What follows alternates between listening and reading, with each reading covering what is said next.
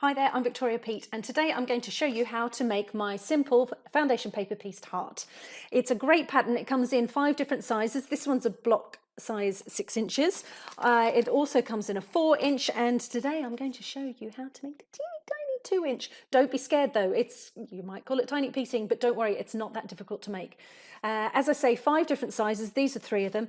I'm going to make one in the 2-inch size to go with some other ones that I've been making, and I've been very busy. So I'm going to show you how I make it. You're going to learn loads of skills and tips and techniques on foundation paper piecing, tiny piecing, and how to join your pieces together.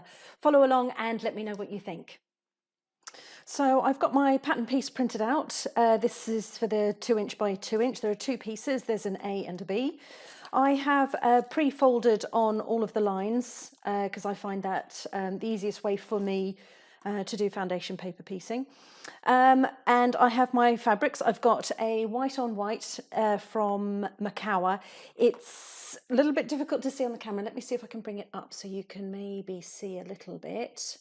It's white, and then over the top it's got an overlay of some hearts, which is really lovely. I really like this one. It doesn't show it well on the camera, but I think it gives a nice nice texture, different than just using a plain white. And then for the background, I'm going to be using this Lewis and Irene that I've been working on with a Block of the Month club with Little Miss So-and-so. And I have some spare, so I thought I would use it to make a heart, because as you can see here, I've got a bit of a collection started of some little hearts. And I'm working through some of the fabrics that I'm using in other projects. So I've used some of these in some Christmas projects. I've used some of the other ones in a sampler quilt that I'm working on, and some of them I've used with the Little Miss So-and-so Block of the Month. So I thought it would be nice to just continually use those fabrics. It makes like a little history, if you like, of all the projects that I've been up to. I'm hoping that this demonstration will show you that making a 2-inch by 2-inch block is not as frightening as it seems. So let's make a start. I'm going to sew piece number 1 first, and to do that I'm going to take my glue pen. I'm going to put a dab of glue behind piece number 1, or section number 1, because as we know with foundation paper piecing, everything is sewn in order. We start with piece number 1 first. The very first piece of fabric you need to place right side down, or right side away from the pattern. I'm going to place that on top, just making sure that I've got fabric underneath this section here, which is the seam allowance on the outer edge of the piece of the block, and enough to allow a seam allowance around all of the edges on the solid lines for section number 1. I'm then going to sew or prepare the piece of fabric for piece number 2, and if I bring this up to the camera, you will see that piece number 2, or section number 2, is very little, but don't panic, don't worry. I'm going to fold back along the line between piece number 1 and piece number 2, and I'm going to trim the fabric away to give myself a nice seam allowance. I've got 2 different rulers. I've got an add an 1/8 ruler and an add a 1/4 ruler. For this one, I'm going to use my add an 1/8 ruler just to give a slightly smaller seam allowance. Get rid of that excess.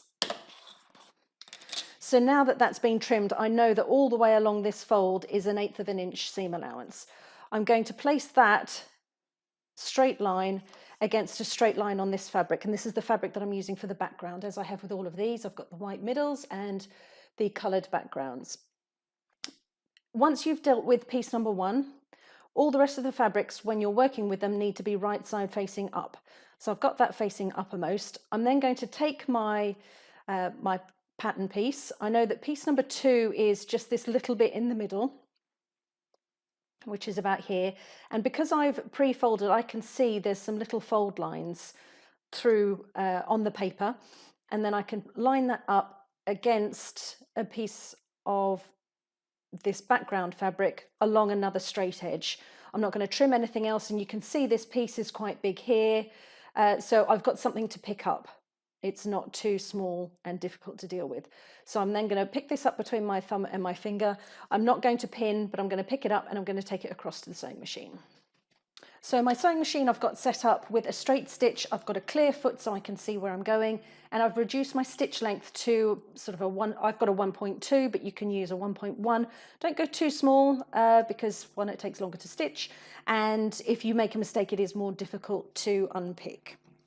I'm going to sew on the line between piece number 1 and piece number 2. There's a line just along here. I'm going to start a couple of stitches this side of the line, I'm going to sew along the line, and then I'm going to go a couple of stitches further into what's piece number 4, and I'm going to stop. I'm not going to do a back stitch because that adds a lot of bulk, particularly when you're doing something that's a little bit smaller. You don't want to do your back stitch. So I'm just looking, I'm lifting the presser foot here with my finger to give myself a bit of visibility, and I'm hand cranking my needle into the down position, and it's just sitting on that line that I folded previously. I'm going to drop my presser foot, make sure that the line that I'm stitching on runs straight through the middle of my presser foot, and I'm going to stitch. I get to the other end of the line and just do 1 or 2 little stitches over and then cut my thread. I'm then going to press, so I'm going to press flat. I'm pressing on the fabric, and then I'm going to pull that away. Now I've only done a very small line of stitching, so you kind of need to feel and watch where you've done your line of stitching here.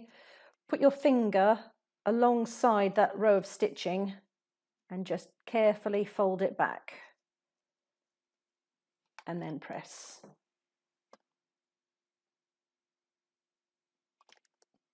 Okay.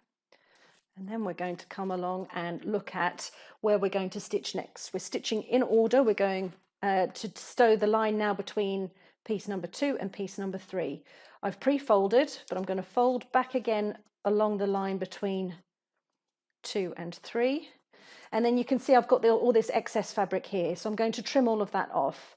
I'm quite happy to move on to my add a quarter ruler, so I'm going to take the little ridge on my ruler, place that against the fold on my fabric, on my paper, and I'm going to trim off. Now what I don't want to do, actually, thinking about it, is I don't want to trim all the way through here, because then I'm cutting this bigger piece, sort of like a big chunk I'm cutting off. So I need to think about, I've got the line, so if we have a look, so we're going to be sewing along the line between 2 and 3. So I need to be trimming this excess fabric away, leaving a seam allowance between the line here and piece number 3, but in a minute I'm going to sew number 4, so I'm going to fold back on that way. So actually I need to cut this excess fabric away almost in like it's almost a right angle. It's slightly obtuse, so it's just slightly more than that, and then that will preserve as much of this spare fabric as possible. So I'm going to fold back along line number 4, and I'm going to trim this piece off. And then I'm going to fold back again on line between 2 and 3.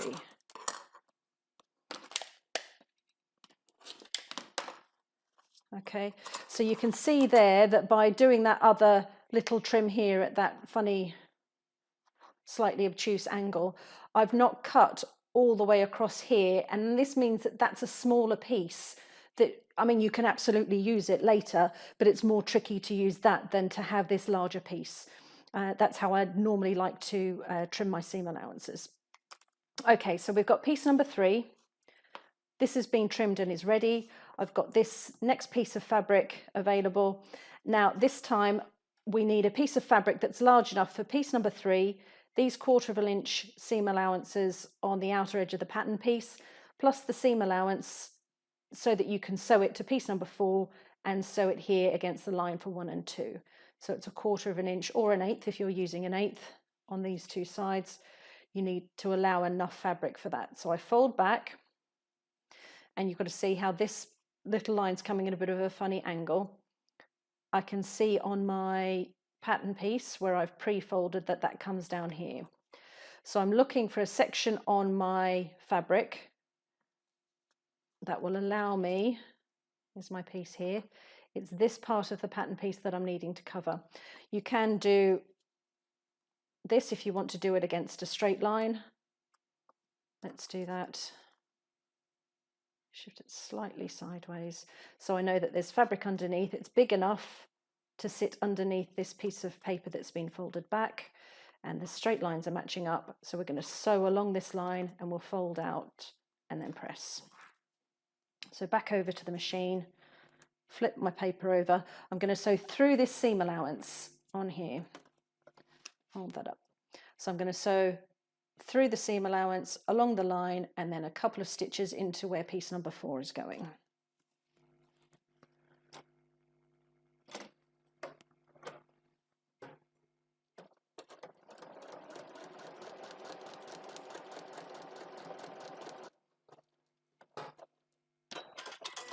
Couple of stitches, press flat and away.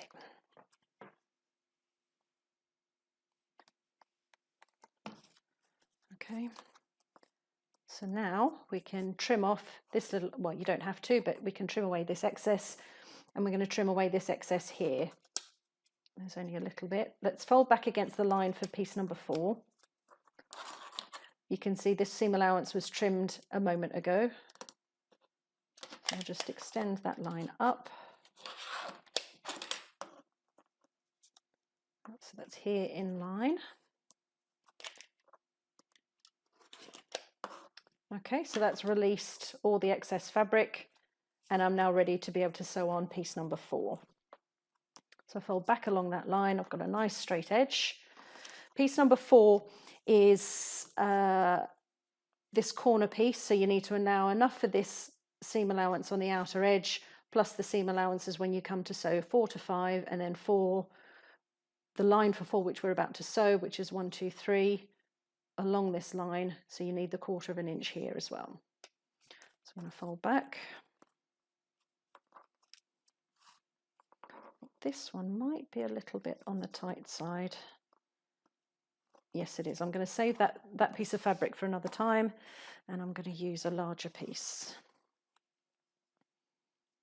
I'll place right sides together. I'm going to use a straight edge on this piece that I have.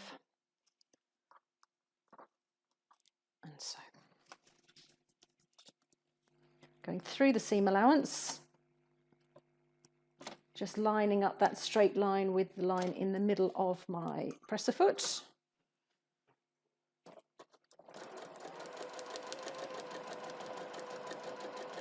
Couple of stitches longer than the line.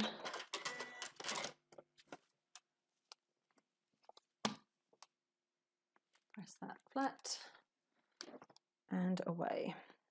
Oh, careful, don't do what I do, burn your finger on the iron. Give yourself more space than I've given myself today. Never enough room. Okay, so I'm now going to trim off the excess. So along the line that goes between 4 and 5, that's where we're going to sew next. So refold along there. Oh, pardon me.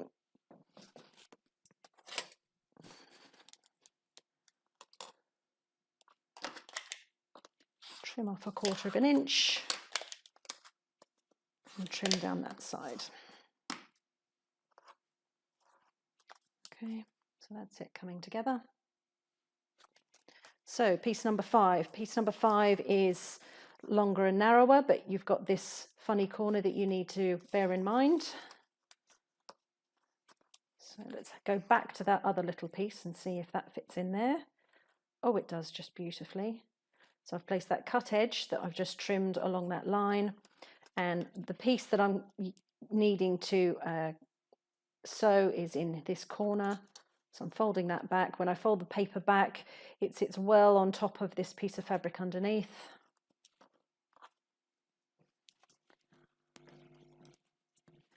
Through the seam allowance on the outer edge. Ooh, pardon me.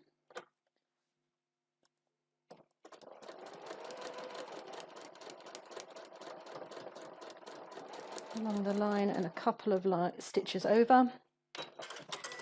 Okay, so I'm sewing through this outside edge, along the line, and a couple of stitches past the end of the line where it goes into piece number 6.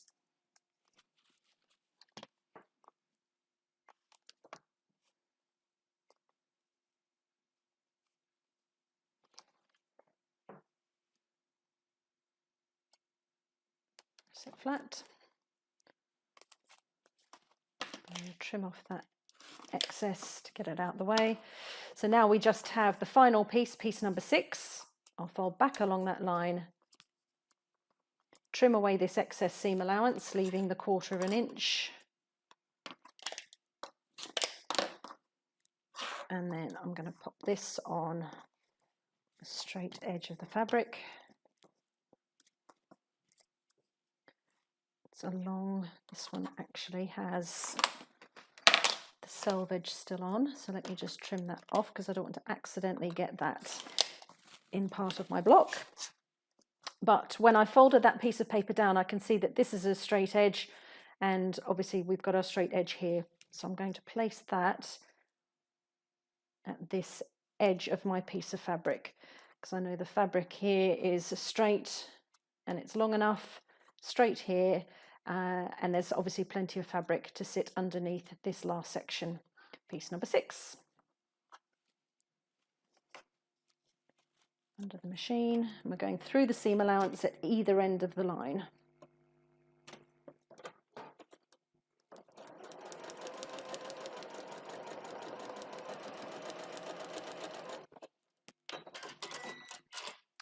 Okay, so we've gone through the seam allowance, along the line, and through the seam allowance at the other end.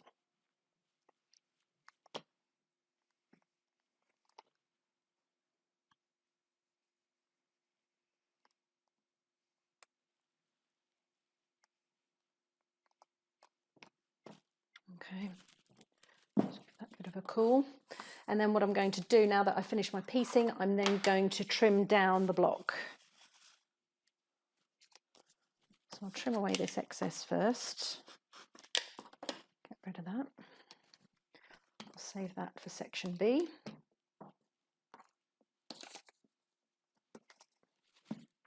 Okay, so we're now all pieced. We've got pieces number 1 through to piece number 6. But I want to tidy everything up. So now I'm going to go and trim along the dotted lines to try and get rid of all of this excess. It just makes life a lot easier when it comes to joining section A to section B. I'm taking my rotary cutter. I've got a mat and I've got an old blade that I tend to use. When the blades get a little bit dull for cutting fabric, I save them and use them for cutting through the paper and the fabric. They're still sharp enough to go through the two, but I find that if I'm using my day-to-day blade, they get dull really, really quickly. So I just save them and pop them in an old handle. And I'm going to line the outside edge, sorry, not the outside edge, the solid lines. I'm going to line up each one in turn with a line, a 1/4 inch line on my ruler, and then I'm going to trim off. So I'm going to place the line against the 1/4 inch line against the solid line on the pattern piece, and I'm going to trim off the excess. This should then sit along where this dotted line is, and we'll take away the excess paper and the excess fabric. 1/4 inch along that line. And you've just got to be careful when you're doing this, because you've got all of these seams on the underside, your fabric starts getting a lot more unstable. Your pattern piece is more unstable. You've got all those seams, all those excess bits of fabric, all that extra stitching. So this doesn't sit, you can hear it just rocking. So be really, really careful. Line yourself up and just make sure that this hand that's holding down your ruler is as firm as possible, to make sure that your ruler doesn't slip about. Even if you've got these lovely grippy dots like I do on this little creative grids, it's very easy for everything to slide around. You just don't have such a firm base. So I'm lining that up.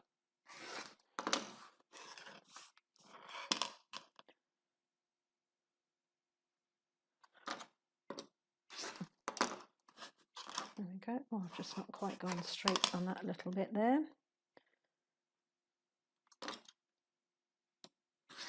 There we go. So there you go. I've now, well, let me just close my, there we go. So I've now got that pattern piece. Section A has all been pieced on this side with that lovely Lewis and Irene fabric, and then I've trimmed that all round on the outside edges. So that's piece A, or section A complete. So let me just give that a press, and I'm going to stick it underneath my clapper. And what you can do is you can see here on pieces like this, particularly on the last piece where you've sewn it and there's nothing holding it in place, it can get a little bit flappy and a bit annoying. What you can do is just stick a little dab of glue on the pattern piece, not a lot, just to keep it where it should be. I'm going to press and leave it underneath my clapper. And I'm going to move on to section B. Section B is made in exactly the same way. I've pre-folded all of my, along all of my lines. I'm going to put a dab of glue on the reverse of piece number 1, and I'm going to place that on the wrong side of the fabric. I'm going to do this the right way up because my brain's not working today. Just want to try and make sure that the hearts are facing the right way up, if you like. So just making sure I'm happy with that. And you can use a light box or you can just hold it up to the light, which I'm just going to do, just to make sure, yeah, that's close enough. Right, we're going to repeat the process. Fold back against the line between 1 and 2 and trim. Get rid of the excess. And piece number 2 is very little, but I'm not sure I can get anything from those scraps. So I'll just go and pop it on the side of this piece.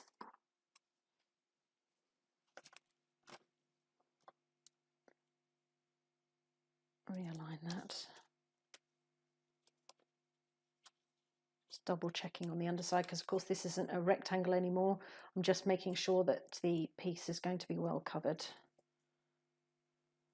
Slide that under.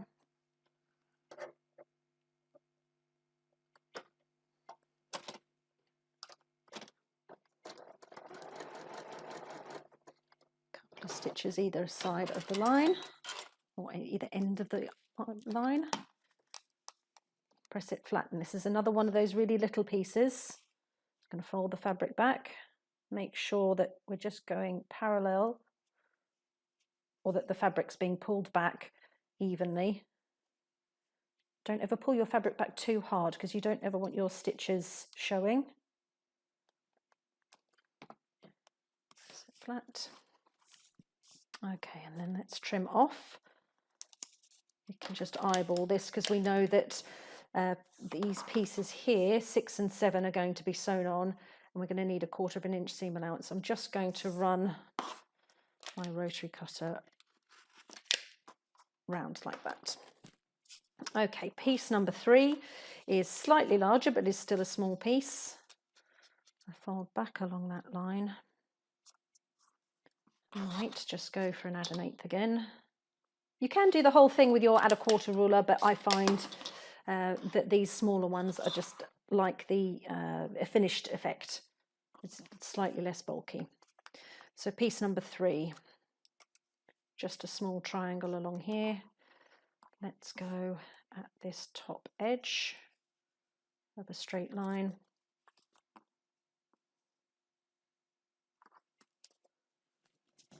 And a little machine. I'm going to start a few stitches before the line.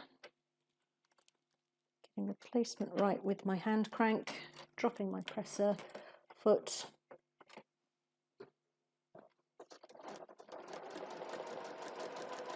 And going a few stitches over at the end.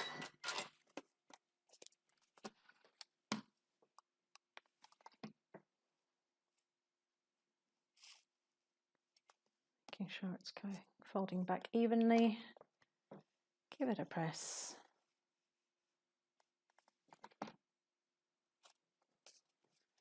And then we're going to trim. So the next one we're going to sew on is piece number 4, which is this larger piece on the side. Fold back along the line, trim off that excess fabric. I've got the little ridge on the ruler resting up against the line on the paper.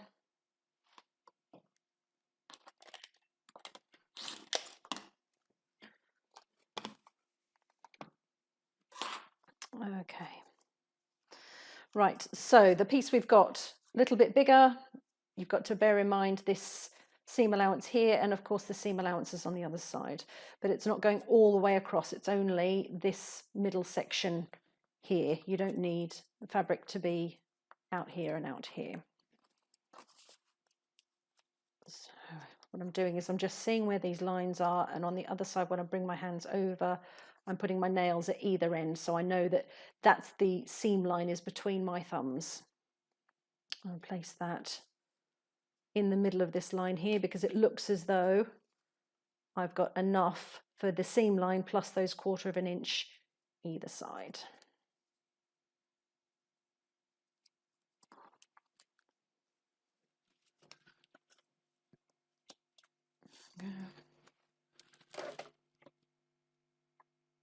Needle down.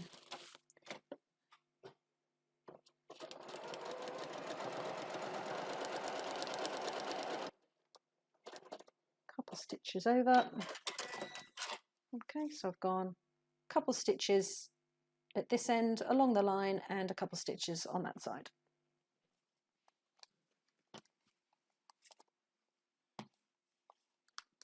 Actually, there's a little bit of fabric there that's a bit wayward. Let's take that out.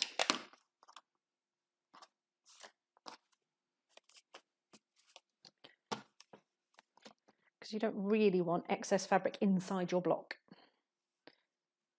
Well, I say inside, it's only inside whilst the paper's there. Once you take the paper off, it's all on the reverse. Oh, this fabric's so pretty. I love it, it's really nice. I like how you've got these little dots of glitter, and then behind you've got shadow versions, and you've got like a little spray, and there's the background is this lovely dark pinky colour, but it's ombre, it goes in shades. It's lovely, very nice.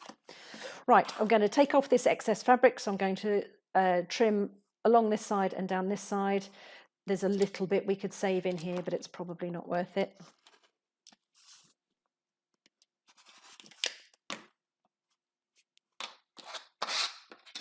Okay, so there's piece number 4 on.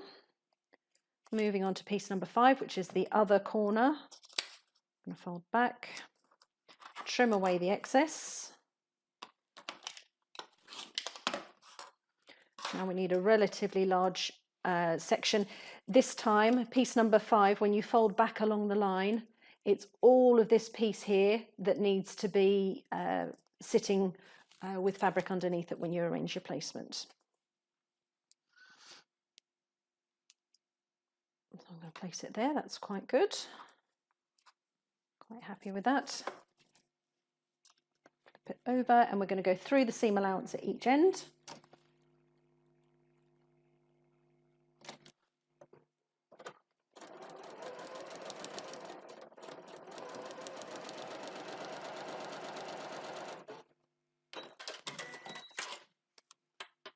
So I've gone through the seam allowance along the line and through the seam allowance at the other end. Press flat.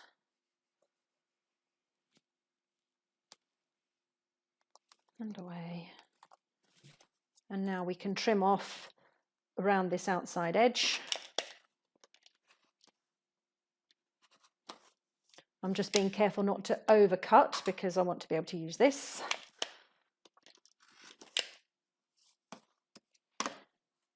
And then we need to do just 2 more pieces. We've got piece 6 and piece 7. These last 2, which are going to go in this upper edge. So I need to get rid of this excess here. Fold back along line number 6. Remove this excess with my add a quarter ruler. And the piece is a little triangle in this corner. Let's get that over here. So I'm measuring up, lining up the raw edge at the top, and I'm just making sure that the fabric underneath doesn't cut away and it sits entirely underneath this piece here. So I'm just going to shuffle a little bit to the left. You don't want to do yourself short, because unpicking in foundation paper piecing is not my favourite thing. More often than not, I will say to people, if it's not a big complicated block, then or section, then just start again. Saves the heartache. Just checking I'm going along the line, all the way along and through the seam allowance.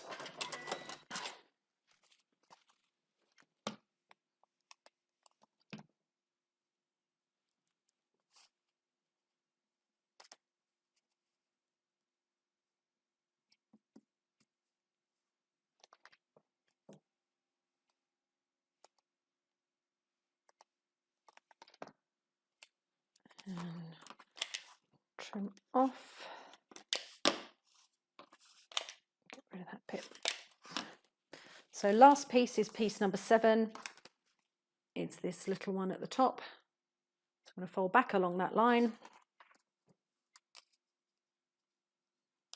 And pre-folding means that it's very easy to do that with your fingers. If you haven't pre-folded, you'll need something like a postcard or some of the rulers. This, my add a quarter doesn't, but my add an eighth does. It's got a chamfer at this end where it's all beveled, if you like, where it goes thinner at one end.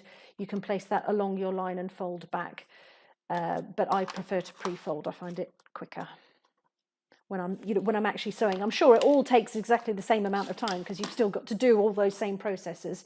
But I find that when you're in the flow, if you like, then I find it quicker if I've pre-folded. Okay, so I've got a nice long line that I'm going to be stitching along because I'm going to go through the seam allowance on this end and the seam allowance on this end. So when I fold it back, I need a long rectangular piece of fabric to cover that off. I'll place that. That line's a little bit straighter.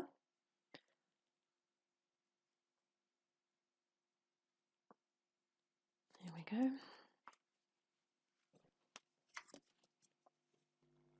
And along.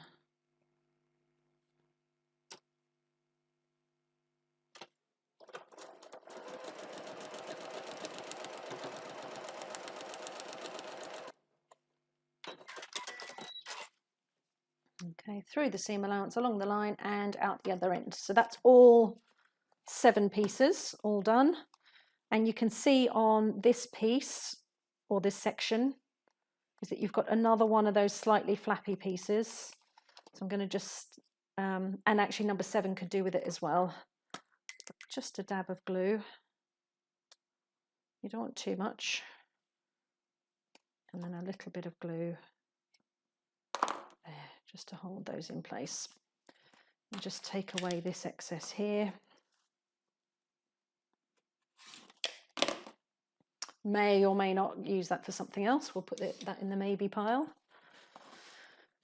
Okay, so there's our second section, section B, all piece. So let's trim this one down. Use my standard ruler. I don't tend to use these rulers for trimming my blocks. This one I learned the hard way. Because it's got that beveled edge, it's a lot thinner, and I managed to shave a little bit off this one, so less said that about the better. And then this one you absolutely can trim with it, but I prefer a larger area to hold, so I'll use something like this little Creative Grids ruler. Get my old blade, place the 1/4 inch line against the solid line on my pattern piece, hold as securely as possible and trim.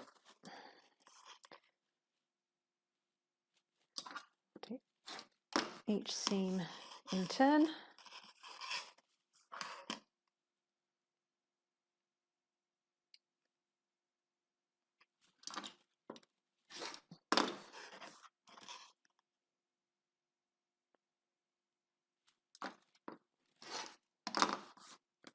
Okay, oh no, last one.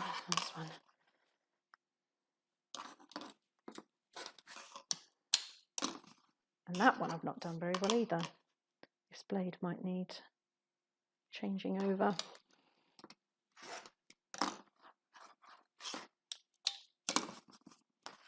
Okay, so now I've got section B all pieced as well. So I'm going to give that one final press and leave it under my clapper just for a minute. So the pieces, the hearts are made all in the same way, regardless of which size you're making. You've got your section A and your section B. When you sew them together, you just need to watch this little join here on the heart. So you really want this section to meet, and it does show you on the pattern that that's the point you need to meet. Ideally, yes, you want the block to sit nicely at this point and this point, but it's here that you'll really notice. So I need to bear that in mind when I come to join my pieces together. So that piece there is along this seam, and it's the point between piece 1 and piece 3, section 1 and section 3 on A. So I'm going to stick a pin through that point on the seam line. So this solid line that we've got. So you've got your solid line, which is your stitching line, and I've put a pin at that section. So on this side, I want my pin to be coming out of my fabric. You go exactly the point between the two fabrics, and now that one is ever so slightly, oh no, it's not, it's fine. Sometimes when you stick your pin in, it can just catch into this side of your line, which is the upper piece. When it's folded over, you can sometimes just catch a thread or two, so just reposition your pin so that it's in the right spot. So I've got a pin running through there. I'm then also going to put a pin in the very corner of this piece here, so the very corner of 3 and the very corner of 6. Through and through. What I'm then going to do is I'm going to do exactly the same on the corresponding sections or corresponding locations on piece B. I'm going to put a pin at, there we go, I'll bring it up, a pin at this point, a pin at this point, and then a pin here, because that's the point where the two halves of the heart are going to meet. We want those to match up. So one in that corner, one in that one, and then one in this corner here. I'm just going to check from the other side that that's in the right place. So I've then got both of my pattern pieces, both sections that I'm looking to join together. I've got pins popped through perpendicular. I'm then going to place them right sides together, and I'm going to remove the pin from the bottom piece, and I'm going to poke through the pin from the top one. And I'm going to place my fingernail up against where this is going to come out, this very first pin. And I'm going to watch, because the pin will leave a little hole, and if you can't see it, then hold it up to the light, because you'll see where that pin has left a hole. I'm going to have to just lift that up and see, because the lighting here is all very strange. So I've got that in. I'm then going to move to the next one, which is the one in the middle, in the middle of this curve on the heart. I'm going to do these pins. So I'm going to take the one out from the underside, and I'm going to poke the other one in to that hole.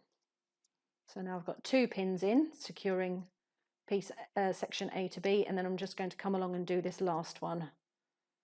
And I'm going to do this looking at the light.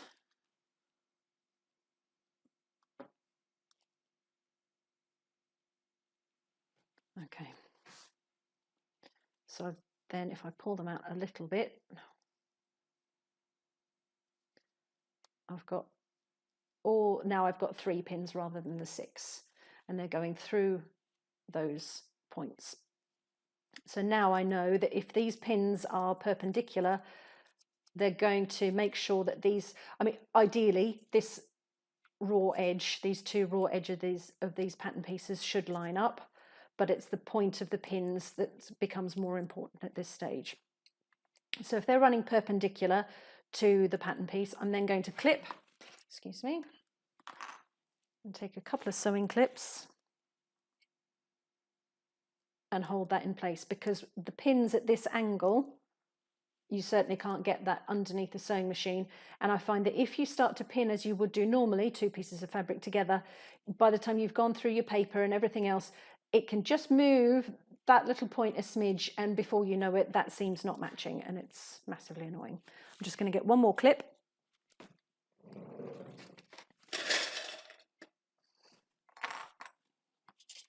Okay, I lied, I've got 4, but I just need one more clip to stick at that edge. Okay, then I can take my pins out, and I will sew along that line. So through this seam allowance, along the line, and out the other side. If you're not sure about what you're doing, you can increase your stitch length. So put it up to sort of a 3.5 or a 4, and you can stitch along that line, open it out, have a look, see if you're happy. If you are, you can then go back and stitch again. If you're not happy, you can undo those stitches, reposition and stitch again. But if you've done that with your standard foundation paper piecing shorter stitch length, then doing the unpicking is a bit of a pest. So if you're not sure, lengthen your stitch length, stitch and check. I'm going to wing it. Why not? So I'm going to start with my needle down, and that's because I want to butt this little join here, not join, but this corner, I want to put right up against the needle, because I know that I'm going to sew from that point through the seam allowance up to the start of the solid line, along the solid line, and then off the bottom.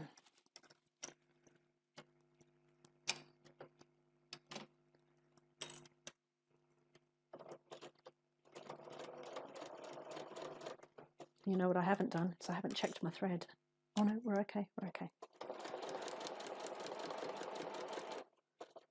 So I'm stitching with that shorter stitch length, but if you're not sure, do lengthen it.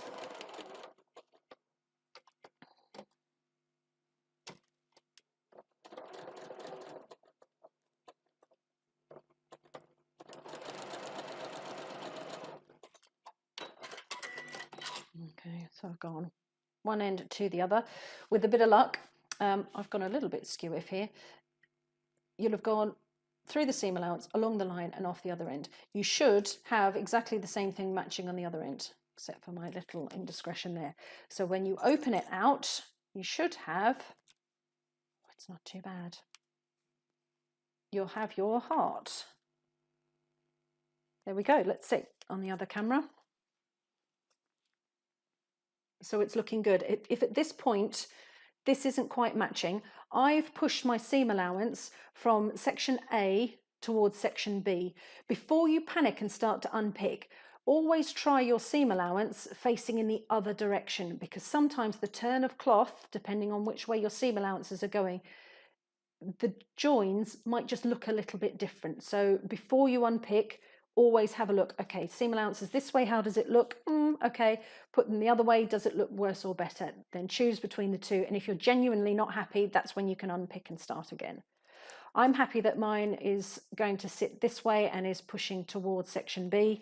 I'm going to give that another press.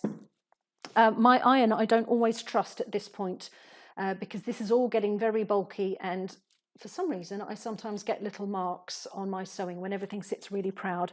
So I'm just going to get an old hanky, unused other than for pressing, and pop that over the top just to protect it from the iron, and give that a press.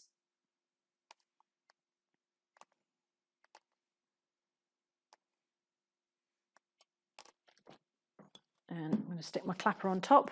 That will just draw out the heat and is a little bit of extra weight to sit on top to help everything set. So that will go together with my rest of my slowly growing collection of little hearts. I thought I would show you as well, just to remind you, the pattern comes in several different sizes. There are 5 different block sizes. These are 3 of them. This is the 2-inch, then I think I've got the 4 and the 6-inch versions of the heart. So, and it comes in the larger sizes as well. So you've got lots to play with, but I hope you see from this demonstration that even though the 2-inch sounds really small and really tiny, it's completely doable. You can cut from your larger piece of fabric and just trim down as you go, and you can create something really beautiful. And I hope that this will be a nice record of the projects that I've been working on recently. And here's my finished one. You can see how the clapper just flattens everything down, takes the heat out, sets it really nicely. So there's my Simple FPP Heart in a 2-inch block. If you enjoyed the demonstration and love the look of the Simple FPP Heart, you can buy a copy of the pattern via the website. It's available as a PDF download, which is great if you're looking to get sewing straight away. The pattern includes 5 different block sizes, from the 2-inch version that I demonstrate in this video up to a supersized 10-inch version. If you're looking for some inspiration for your Simple FPP heart, then look no further than the gallery of customer makes on the website. You can see a range of different makes that have been made by some of my customers, and I'm loading pictures of all of the 2-inch hearts that I'm making. If you'd like to have your make added to the gallery to help inspire others, then send me an email or tag me at Victoria Pete on Instagram. If you make a Simple FPP heart, then let me know how you've got on. And of course, drop me a line if you have any questions. Thanks so much for watching. Do subscribe to my channel, and I'll see you next time.